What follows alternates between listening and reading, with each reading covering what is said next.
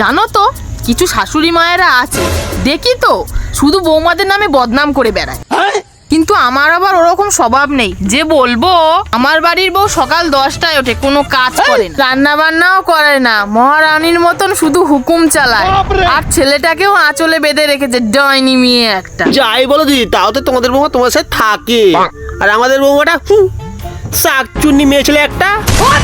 ওই তো ফুলসজ্জাটাতে গাঁট ধরে বসলো। কি ধরে বসলো? আরে গাঁট গাঁট।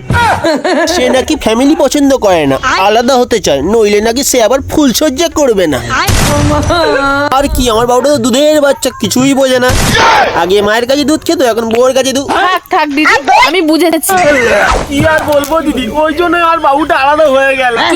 চুপ করো দিদি, কি আর করবে, তোমার আর আমার কপালটাই তো পোড়া। আজ কি রান্না করব? এটাও কি তোমায় বলে দিতে হবে? হতচ্ছাড়ি মুখ পুরি একটা। দেখতেই পাচ্ছি তোমার বউ তোমার উপর কেমন হুকুম চালায়। তা নয় তো কি, এইভাবেই হাতের মুঠোয় দাবিয়ে রাখতে হয়, নয়তো মাথায় উঠে যায়। ਕਰਨੀ ਨੂੰ ਪਿਆਰ ਦੀ ਤੇ ਟੌਰ ਮੇਰੀ ਦੀ ਗੱਲਾਂ ਕਰਦੀ ਹਰ ਦੂਜੀ ਨਾਰ ਦੀ